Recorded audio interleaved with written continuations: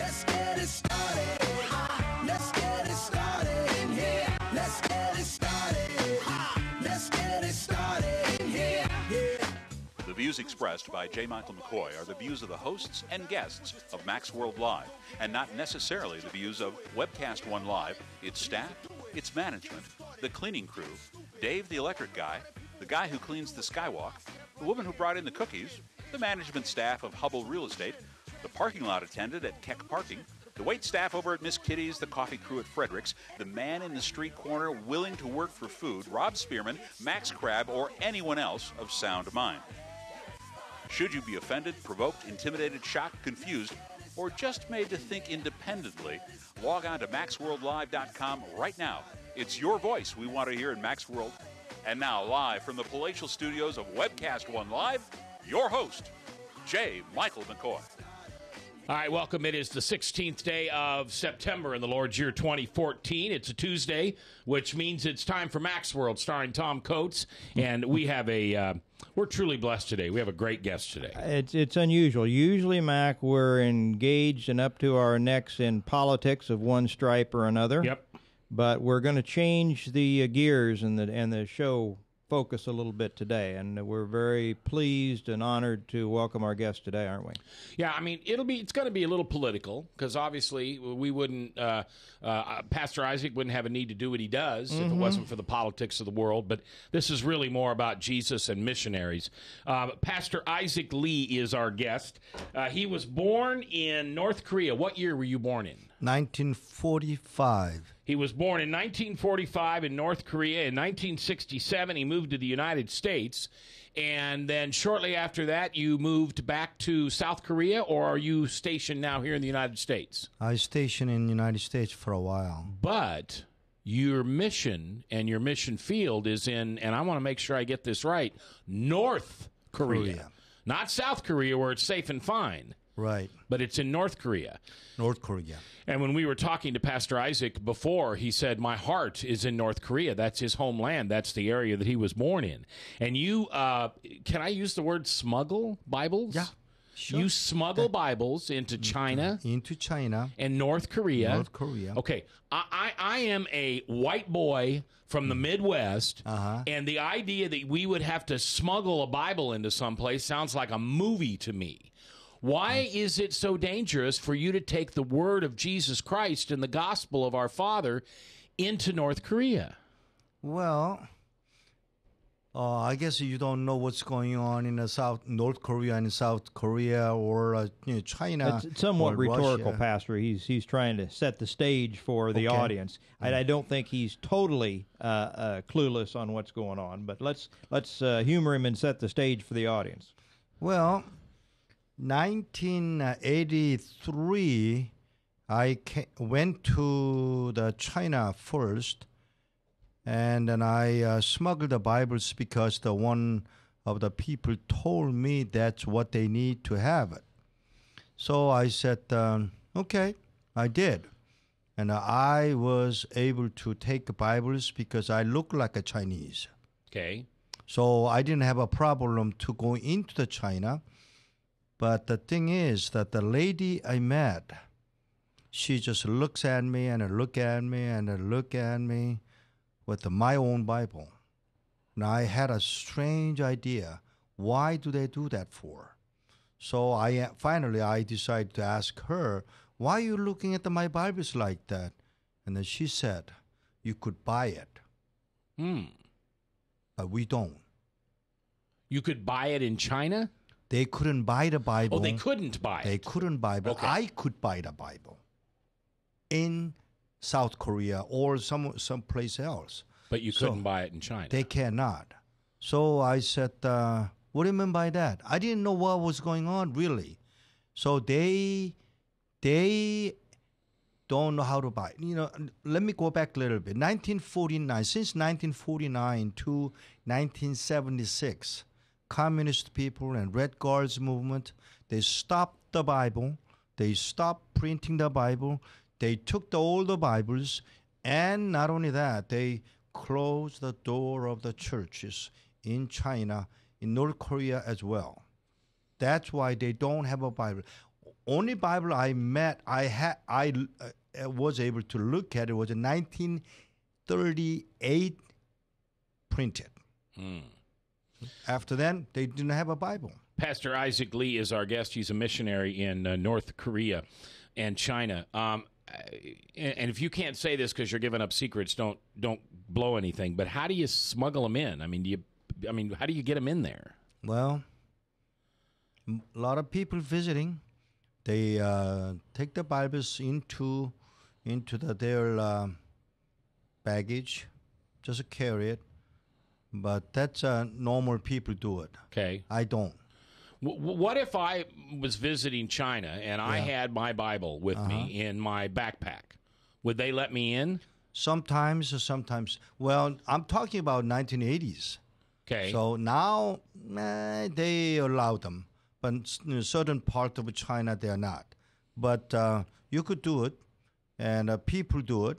But I don't do it that way because I was able to smuggle more than 6 million Bibles into China.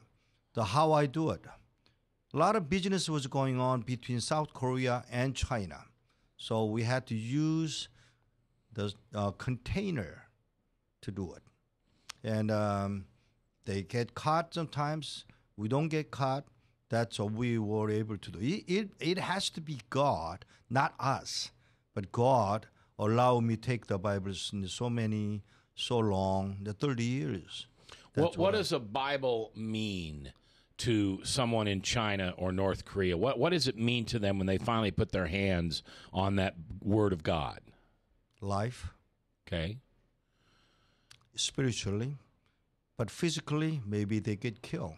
Because in North Korea, number one, what would happen, they send them to the camp. Or they just kill right there. In China, it's different. But in North Korea, that's what happened.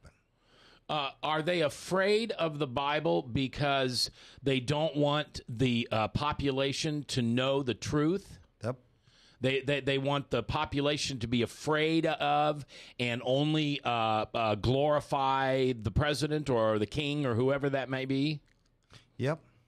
That's what they hate for. So they hate the Christians. They hate the Bibles, Christianity, radio station. Are there Christian radio stations that get inside? Yeah. No. Outside, yes. And they broadcast over China.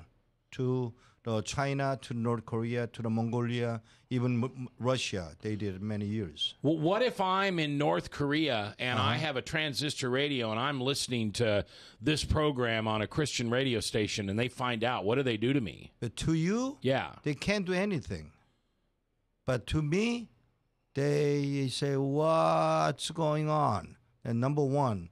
Number two, if Korean people have it, North Korean have that radio station, that's it. Their life is gone. So if you're in North Korea and you're listening to Christian radio and they catch you, you're dead. You're dead. Plus your families. Not just him. It's plus all the families. Okay. If I'm in North Korea and I'm a Christian, why would I risk listening to or having a Bible if I've already got the Holy Spirit in me? Yeah. If I already have salvation, I have the assurance of how to live my life today and where I'm going. Right. Why would I risk myself and my family to have a tangible Bible in my hand? Because they want to grow in Him. Okay, sure. They wanted to share with other people. That's what they wanted.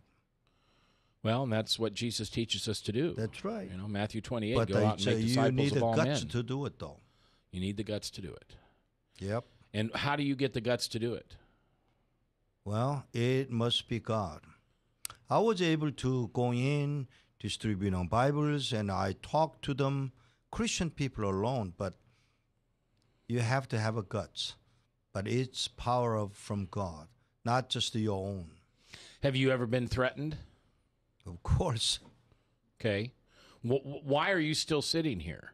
Why aren't you dead? 6 million Bibles. You got to be the number one guy on their most wanted list. They're looking for me. Yeah. But I change my names all the time. Okay. And it is God to protect me. met a lot of people. I was in the jail so a little while, and then I was tortured by them. When you say tortured, what do you mean? Literally. Yeah. They use a water hose, put it in my mouth. And second day, they pushed me into the electrical power torture. Third day, I was in icy room. This is a frozen room. Yeah. And I was there 80 hours.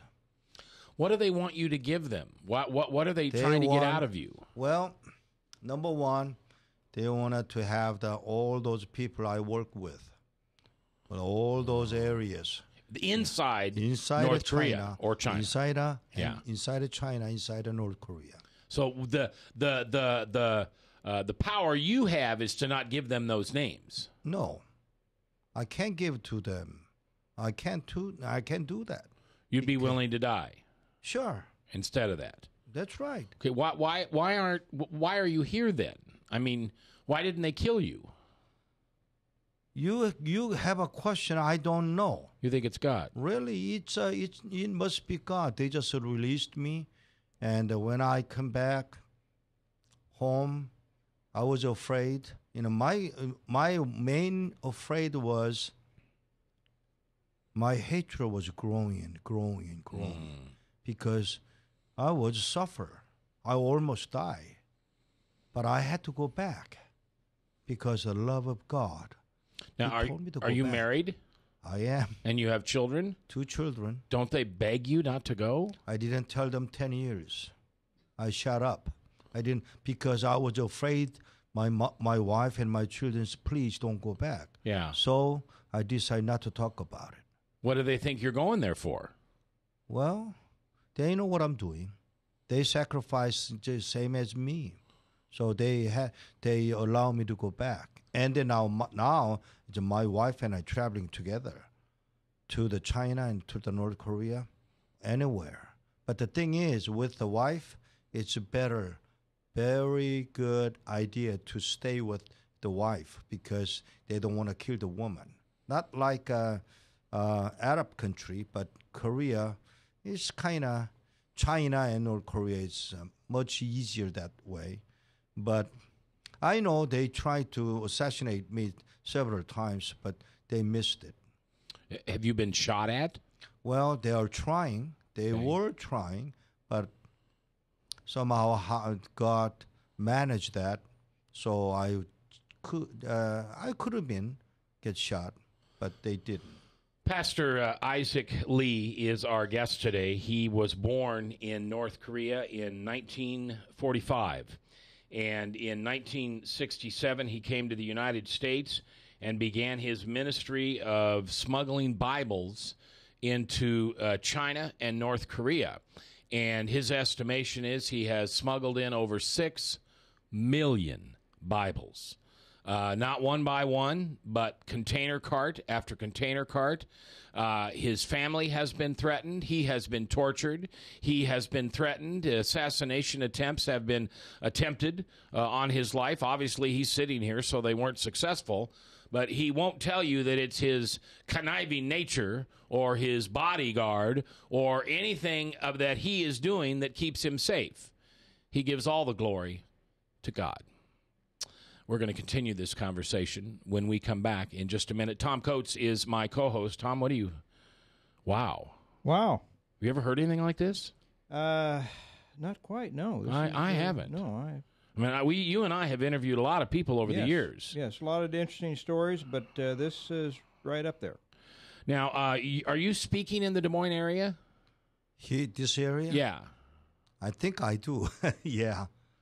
Do you know where you're speaking? Well, we'll find out after the break. Okay. All right. Yeah, we'll find out where you're speaking so people can come out and see you. And when we come back, I want to talk a little bit about the regime that has been in control of North Korea, first with a father and now with a son. We hear things We see people like Dennis Rodman go over there, and he seems to get along fine. But we hear things. And what's the truth? What can we hold in our heart? The truth about North Korea. We'll be back after this live on KTIA, Iowa. From the RE/MAX Real Estate Concept Studios, this is Webcast One Live.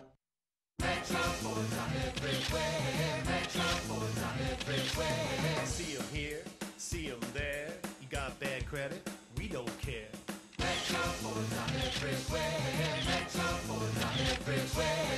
Visit emetroford.com for your guaranteed credit approval. Good credit, bad credit, no credit. Everybody drives with guaranteed credit approval at emetroford.com. Visit emetroford.com today. Get away from us, you mean old credit card. We don't have any more money. We're in trouble now. Save us! Somebody save us! Somebody help! Help! Save us!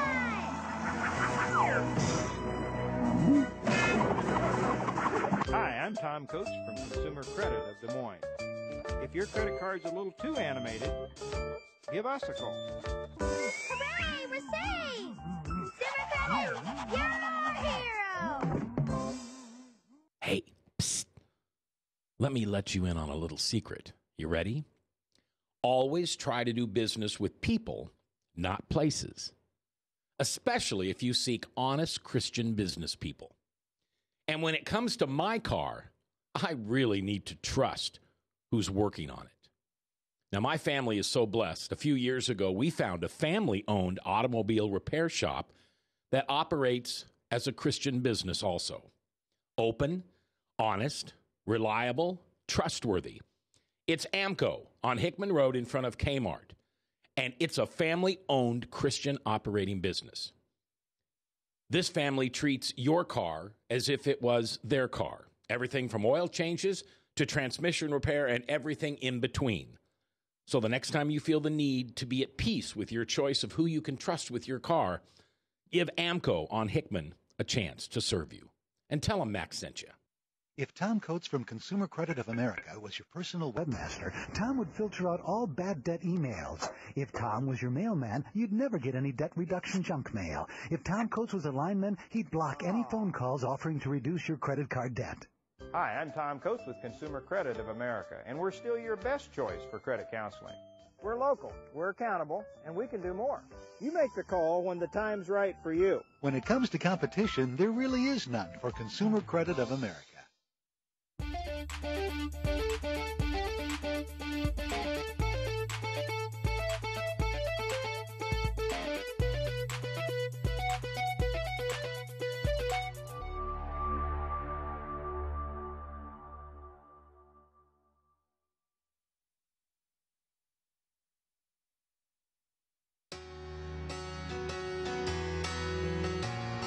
16th day of September, a Tuesday afternoon. I'm J. Michael McCoy, and this is The View from a Pew. Maxworld Live with Tom Coates on this day, and in a way we're talking about politics, but really this is a Christ-centered conversation.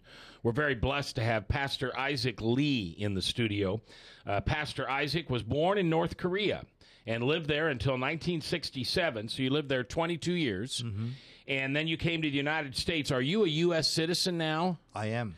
But you regularly travel to China and North Korea. I am. To smuggle Bibles in and preach the gospel. Right. You also said that you're going to Vietnam here in a couple weeks.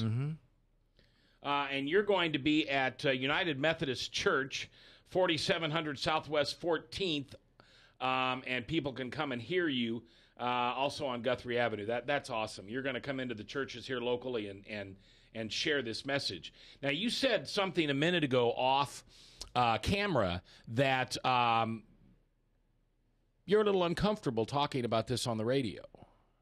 Yeah, very much. I have to be careful. I don't know whom is listening this radio station. That's why. And what happens if the wrong person is listening? They probably give them my information to China and North Korea. So they'd know where you are and know how to find you. That's right. Or at least the next time you came in, they would be waiting for you. Well, I'm too old to get killed. So How old are you?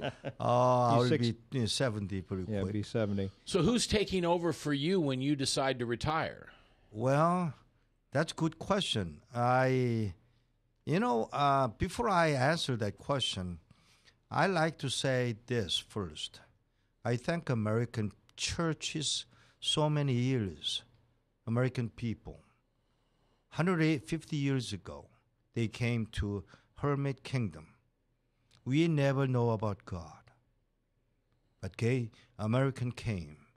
And plus, 1950, 37,000 American soldiers were killed just for a Korean War. Yeah. It had nothing to do with their blood, but they did. So I really am grateful to the American people. Is there any other country on the world that does stuff like that? Well, I mean, American people went to all over the world. But personally, I do believe God used American people and the churches to those countries who never heard about Jesus Christ before. But it's turned us into martyrs. They hate us. I mean, now we are, it looks like we're approaching a time in our country when we're actually going to have multiple terrorist attacks within our own border. Yeah, they do. They hate you. They hate me. They hate the Christians. They hate the church. That's what they are. But who's going to stop them, though? Yeah, right. And Jesus did say we will be. Yeah, we will be. Yeah, we will be so hated. That's why I was tortured by Chinese. But main thing was my heart was broken because I couldn't love them. You couldn't love the people who tortured you. I couldn't do that. Well, why? Well, what about if they torture you like that? You know, I asked for a bathroom to go. You know what they did? They refused. So I had to go to the bathroom in that cell. And what happened? They wait and wait and wait, and the frozen one, they made me eat that. But I did, with a smile, with the singing song. And then you know what happened to them? I thought it was God made a mistake because he allowed me they let them go to that cell.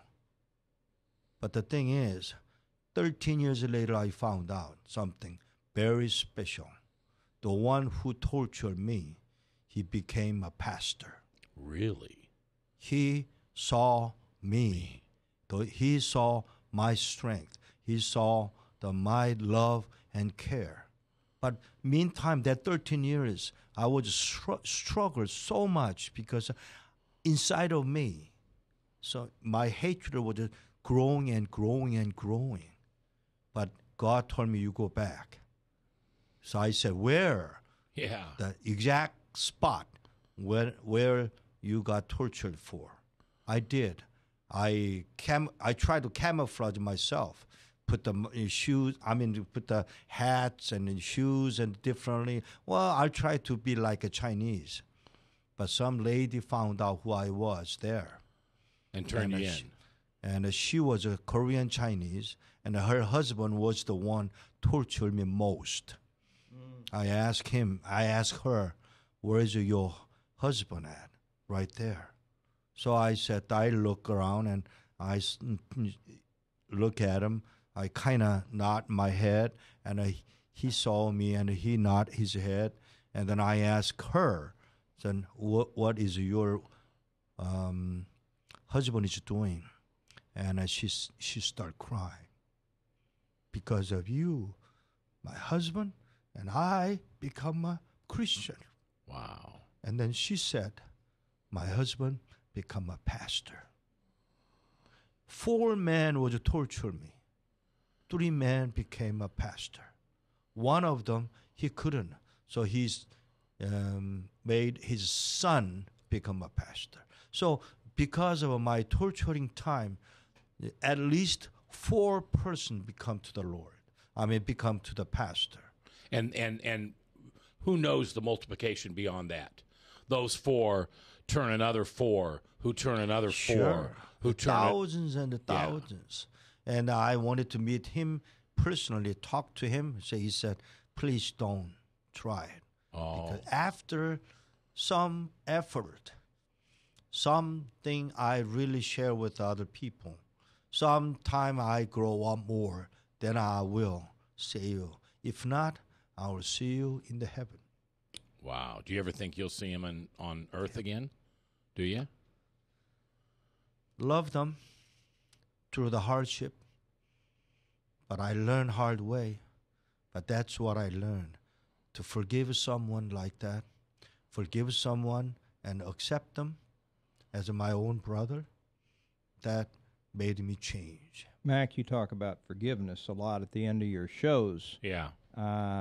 This is beyond the point of egregiousness that most of us would count as wrongs that we need to forgive. Yeah. This would be a tough one.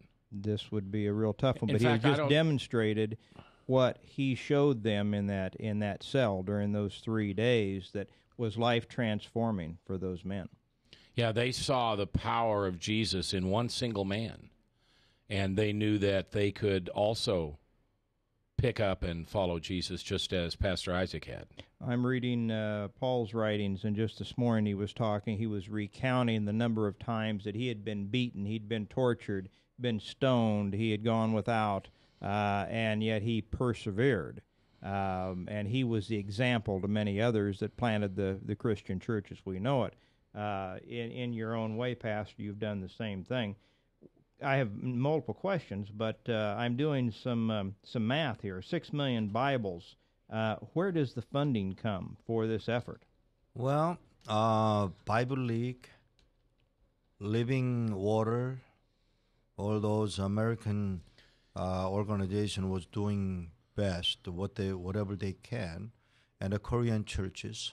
But first few years, the Korean church didn't bother me. They didn't want to do that because they didn't believe in mission in China or North Korea. Because many years ago, Korean people had an experience with communist people so bad, so they didn't think it's possible to start the church or even talking to the non-Christian people. Let them come to the Lord. They didn't think it's possible, but on and on, now the Korean church is opening it up. That they went to many, I have to be careful, but many Korean missionaries went into China and North Korea, even North Korea. They do that, those things. But the thing is, we have to let them know what is the real love of God. I tell you one story. One man I met, he was an assistant pastor. After I spoke to that church members, and he shared with me, he saw communist people came to his family, to home. They cut off that little boy's father's head. And they chop it off the 2 legs and just throw it to the mother. That little boy, 3 years old boy, remembered things. That he couldn't just love them at all. More than 40 years. Then when he heard my sermon, and he started thinking and thinking and thinking. A few years later, I met him. He said, "You know what I'm doing?" So I said, "I don't know." And he said, "I went back to Korea, North Korea." So I said, "What for?" "Searching for the person who killed and cut it off my father's head. What are you going to do with them?" I wanted to say, forgive them. Wow. Then he came back and we met, we chat together, talked together. And then what happened, he said, "They are not changing, but God changed my heart." That's what he said. So unless you change your heart, there's no way to change other people like that. But he did. but he couldn't find the killer at all. But he's still looking in North Korea to say, love them, forgive them, even though lost his father. In a brutal way and right in front of a 3-year-old's eyes. Yep. How would you hunt somebody like that down? I mean, there's no social security numbers, there's no internet, there's no telephone numbers. Does he even know his name? In North Korea yet, you can't do that. So just he tried to, well, sorry to say this, but he has to bribe some people to get the information, but was not able to do it. Because he's a pastor, he can't have the enough money to do it. Yeah, right. So he tried to talk to the people, putting there some money or some little business, things like that, but it doesn't move the people around, so he can't do that. There was a movie out earlier this year called The Railway Man. It's based on a true story. There's one coming out at the end of this year called Unbroken. Yeah, I've heard both of of them that very similar stories, and both of them in a similar vein went back in both cases to Japan, and they hunted down the people that were responsible for the torture that they were that they were severely abused while in those things, and that sounds very similar. Railway Man's out. It's on DVD disc. The Unbroken is one of the better stories I've read. And this was a man that came back. He was an Olympic runner. It's going to come out. He was drafted into World War II. He was one of the finest milers of his time.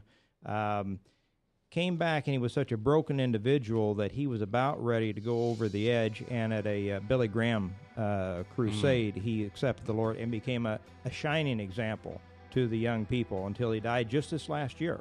He was an advisor to the movie. It's Max World on Tuesday, the 16th day of September. We appreciate you being here. We'll continue with Pastor Isaac when we come back on KTIA, Iowa.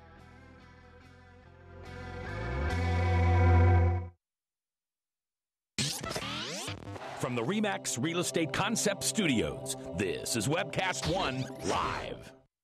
I'm Brian Leach, owner and general manager of Service Legends. I brought along a couple of the home comfort heroes. Hi, I'm Tammy Wells. I am Nick Wondershide. I am administrative manager. I am the senior technician from Service Legends.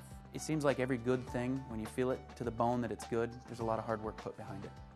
I don't think that you can fake it and have it turn out good. You know, if we seem like, okay, that's just weird, it's just a furnace, why would you believe so deeply in a furnace? It's not just that, you know, we want to show the world that you can have good service. Yeah, I mean, it's got to be, it's your home. You know, it's built into our daily trainings, it's built into our culture, that we're going to do whatever it takes to have each client say they love us, period. That's why we spend all the hours in the training that we do. And if we guarantee it's going to be a good experience for you, or else it's free, what type of work do you think we're going to do? There is a guarantee. Temperature selection guarantee, fixed right or it's free guarantee, comfort guarantee, best value guarantee. All of these guarantees hold us accountable to ensuring that we exceed your expectations. And if for whatever reason we'd fail and we can't make it right, we guarantee all of those guarantees with a 100% money-back guarantee. I mean, if you don't think that your technician can fix it right, are you going to say that to a client? No. You don't have to worry about having a technician come to your house. We drug test, background check all of our team members. We put safe people in your home. Each and every one of our service techs, 400 hours a year in training. You tell it the minute they walk in the door. They know what they're doing, they've done their homework, and they actually truly care about what you want. Because at the end of the day, you're the person that makes sure I have a job. They're going to be listening. They're going to want to know what your challenges are. Then they're going to come and give you options, and you get to choose. If I'm there to help and I make it easy and painless, I did my job right that day. Well, when it comes to your comfort, safety, and your family, you know, you don't necessarily go buy the most expensive, but you get the most bang for your buck. Oh, it's worth it, because there's a lot of people that will find a way to get it to work right now and then leave and then come back, charge you again, and the cycle just repeats itself. So when I'm out there looking at the furnace, I want to find why it failed today. How can we change the part today with something that you're not going to have to worry about? Is it worth changing the part today? I mean, you can put a lot of money into a furnace. I can fix parts all day. There's good job security in that for me, but is it the right thing for you? I get a lot of the phone calls of after the technicians are there. They're just in awe. They're like, wow, you guys are great. I mean, I don't even know what to say. You guys are great. Everything you did was perfect. It was great. Keep going, though. I like this. Just give us a try. I'm going to take all the risk. I've got the time to make this right. I've got the support to make it right. Just check us out. And if you don't see the value in what we do, I mean, fixed right or it's free or 100% money back. enough said.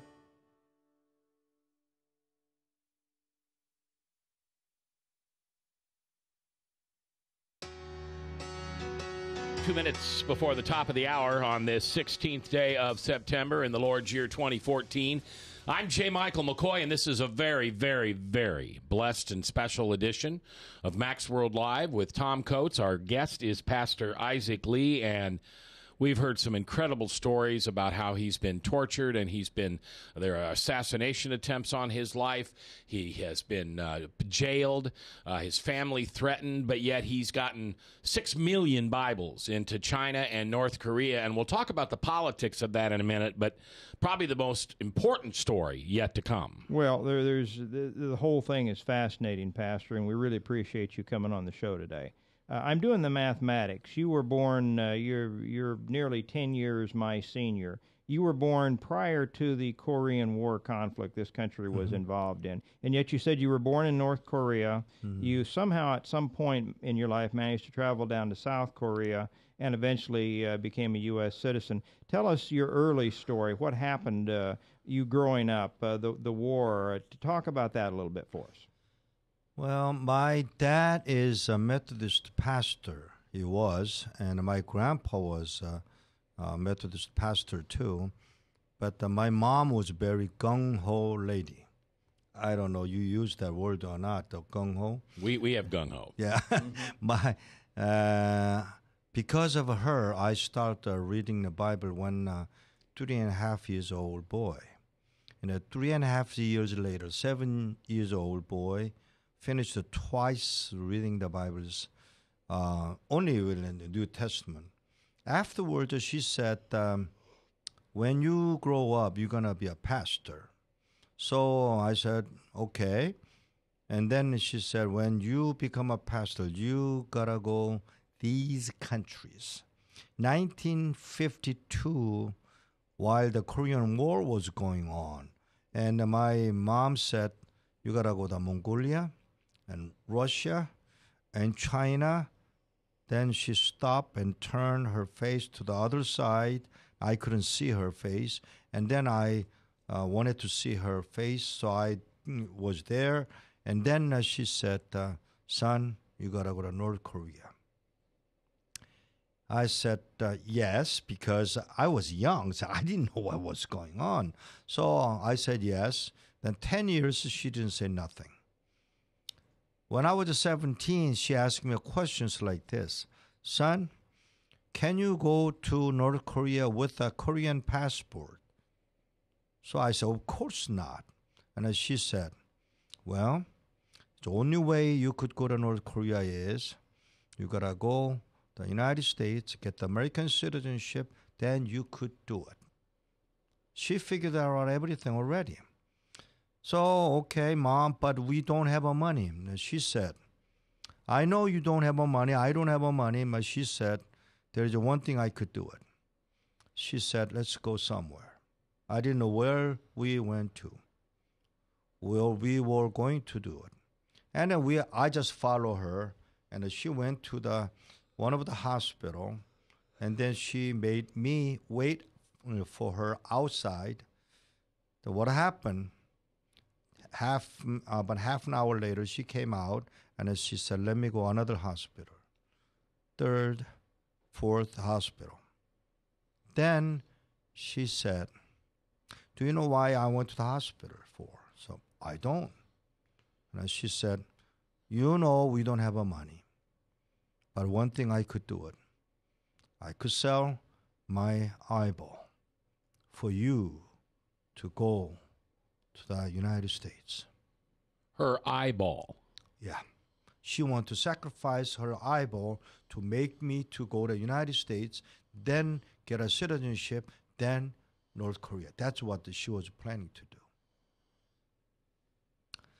Yeah, that was her. But that didn't happen because it cost so much money and no one will buy the eyeball. But the thing is, our God is mighty. I found out I got a TB, there's a lung problem. Yeah. And so I couldn't come to the United States. So my mom gave the money to somehow she raised the money, and then my dad could come to the United States. Okay? He came in April 1963, but 3-4 months later, my mom gave another birth for my youngest brother. Then my mom, 6 days later, she got a heart attack and she passed away. I was 18. My brother was 12 years old, 7 years old, and youngest one was 5 days old. My dad couldn't come back from United States to Korea. So I had to raise my brothers myself. But nothing happened. Newborn baby. Yep. 1 year, 2 years, 3 years later. Do you remember that the John F. Kennedy changed the immigration law for the American politic matters? Yeah. And then he got assassinated 63 November 22nd. Younger brother, Bobby Kennedy, wanted to have a documentary for his promotional purpose to run the president. So he did documentary, The Nation of Immigrant. All right? Then Bobby Kennedy wants to have another family to come to the United States. And then he sent a telegram to all over the world looking for one family to come to the United States. Has to be poor, has to be a pity-looking, and third, has to be ugly. They got me. So that's how I came to the United States. That movie, if you could get it, that movie is in it. Did you get to come with your brothers? Yep. Okay. The 4 brothers came to the United States. You were reunited with your father at that point then? Yeah. Okay. But the thing is, I got drafted. I spent a couple of years in the Army. And then learning the language from the GI. And then I came out of the Army, then starting a business, renovation business, and I made a good money. Almost $1 million a year that I made. But that bothers me. That's not my purpose to come to the United States. Yeah. I didn't have an American dream, but I had something beyond that. You wanted to go back to your homeland, North Korea, and preach the gospel. That's what happened. And you're doing it. I did it. God did it. God did it. Yeah. You're right. And then I went back to China and North Korea, and then we start a ministry, Cornerstone Ministry International, and we are doing it. We hear so much about the son who's taken over North Korea that he's just crazy. What should we fear from him, or is he just all noise? God knows that. Okay. I believe God is doing something because, not only just delivering or smuggling the Bibles into China, I found out many people cross the river, come from North Korea to China, and some of them, not every one of them, but some of them, they went back to North Korea because for their safety, their relatives, everything. But when they accepted Jesus Christ in China, I met a lot of wrong one, but one right one, good one, they said, I want to go back. If you go back with the gospel, you get killed. So I don't care, but one thing I care, I want to go to heaven with my mother. So they go back because of their mother. Mm-hmm. And then they go back and then talk to the mother, and they become the Christians, and they become a believers. The thing is, then start the churches there. 5, 7, that's all they have. But that's growing and growing in North Korea. We were able to find and plant 1,400 underground churches in North Korea. You know what I believe? God is going to do it in North Korea. God will change North Korea. Well, when we come back, our last segment with Pastor Isaac Lee, and how can you be a part of it? How can you help him? That's next here on KTIA. Hey, psst. Let me let you in on a little secret. You ready? Always try to do business with people, not places, especially if you seek honest Christian business people. And when it comes to my car, I really need to trust who's working on it. Now, my family is so blessed. A few years ago, we found a family-owned automobile repair shop that operates as a Christian business also. Open, honest, reliable, trustworthy. It's AMCO on Hickman Road in front of Kmart, and it's a family-owned Christian operating business. This family treats your car as if it was their car. Everything from oil changes to transmission repair and everything in between. So the next time you feel the need to be at peace with your choice of who you can trust with your car, give AMCO on Hickman a chance to serve you. And tell them Max sent you. Get away from my Sumito credit card. We don't have any more money. We're in trouble now. Save us! Help! Somebody save us! Somebody help! Help! Save us!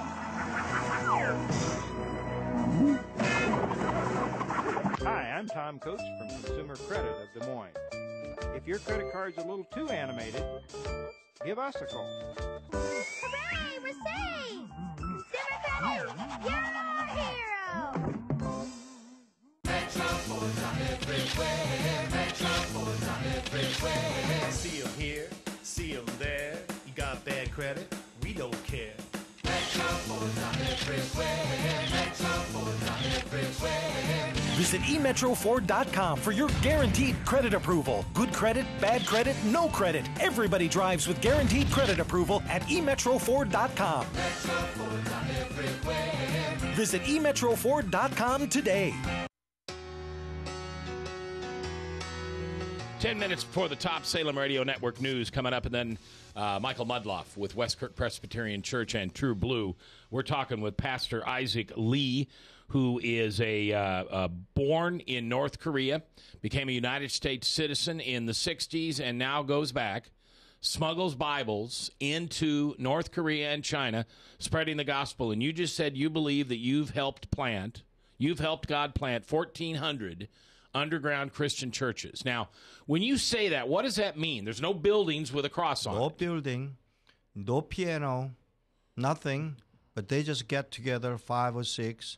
Some, most big one was about 27 people. That was a big church. Yeah, that is a big church. Wow. Now, what happens if the government finds out that those people are meeting? All of their families and relatives gone to the camp. Wow. Now, you and I were talking off camera here a little bit ago.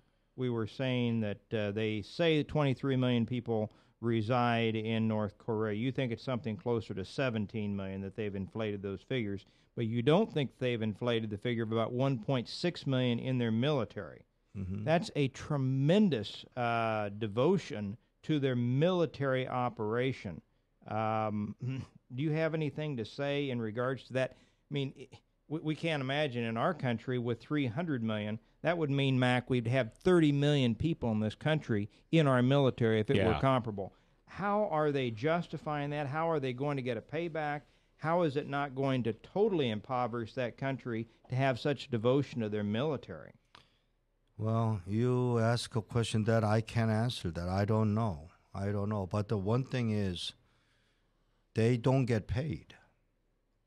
Military person, they don't get paid. But they're fed, apparently, and housed. Well, of course they have to feed. The point was that the Soviet Union, another communist country for many years, had a disproportionate, not this level, a disproportionate amount of resources allocated to their military, but it had, if it can't expand, at some point, to have that much in your military, to justify it from a practical standpoint, you have to expand the country to justify having that military. Where do they hope to expand that? Do they hope to come back and take over South Korea? Well, that's what they want to. Okay. That's what they want to. That's why they put so many underground spies in South Korea. 1992, one of the American friend told me there are 120,000 underground spies in South Korea. I believe it. Well, and with their possession of nuclear weapons, it makes them a real concern to the rest of the world. You're saying, and you're taking, and what we're talking about here, Mac, is that what he is doing is rather than fighting them militarily, he is trying to change the spirit of the country from within, with all those small church groups popping up and planting the seeds that then keep coming up. And the Bibles are some of those seeds, and the small churches and so forth, that it changes the country from within. Rather than conquering them from without with military might, which could be done, you're changing the spirit of the country, Pastor, and I commend you for that. Well, at least that's what I could do it. I mean, I travel into North Korea and having some business. It's with a camouflage way. But the thing is, I found so many real Christians in North Korea. For example, the DMZ area, I was there to travel around. I mean, they invite us to do it. I did. And then I start talking about Jesus Christ. I start talking about the cross. I talk about the love of Jesus Christ and grace. And then one of that army major looks at me, and then they say, after the meeting, he said, why don't you stay behind a little bit? So I didn't know why he was saying that. And then I did. And then after that, I went to the bathroom and went out, and my group went into the bus. I was the only one behind. Okay. And then he came to me. He grabbed my hand, pretending to shake my hand. Mm-hmm. He said, "Sir, you're the only person we met. Talk about cross." What do you mean, only person? Well, we had 190 pastors before from South Korea, from United States, but they didn't say anything. But you talks about Christ, and then his tears coming out his eyes. He said, "My dad was elder. Now I'm a Christian, believe me.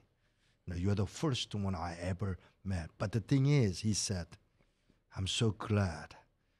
Last 40 years, I never heard anyone, not the radio, but anyone from person to person talks about Christ, talks about cross, talks about love of God." Well, that is fantastic. Do you think some of the other pastors, which would have been they should have done it, were they afraid in that place and that time to speak of it? Would they not only afraid, maybe they belong to the North Korean. Okay. You know what I'm saying? Yes. Yeah. Yes. Even though they live in South Korea and they live in the United States, but their real heart is worshiping to the Kim Il-sung. That's what they are. Yes. Why doesn't North Korea just walk over the demilitarized zone and just take over South Korea? If they've got over 1 million troops, there's tactical nukes that stop that, Mac. We've placed resistance there. That it wouldn't be full-fledged bombs like took out Nagasaki, but they're tactical nukes that offset the numerical edge. So that's why they don't just walk through and do that.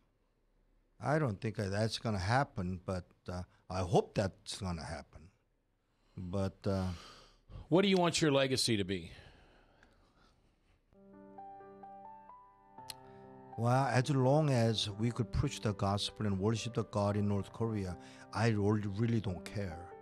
Even well, maybe they don't like it, but even though we divided two different countries, if they become a country like China, I'll be happy to see it. But a lot of people, most Korean people wanted to have a united nation, one nation. But is that what God wants us to do? That I don't know. That I can't tell. How can my listeners help you? Well, send a Bible. Send a Bible where?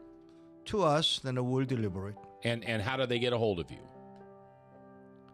Cornerstone Ministry International in Anaheim, California. You could do that. Okay. Yeah. And the name of the ministry again? Cornerstone. Well, each way, cornerstoneusa.org. Okay. That is the best way to do it. Cornerstone.usa. Cornerstoneusa.org. Okay. Mm-hmm. Well, thank you for being here. God bless you for your ministry and your family. Well, I bless you. God bless you, this ministry through the radio. Someone is listening. Yes. It works. Yes, it does. And we've heard an incredible example of forgiveness today. Do you think it'd be easier for you this weekend to maybe drop to your knees and forgive somebody? Ask for forgiveness, and it shall be granted to you just as you grant it to another. We'll see you next week here live on The View from a Pew.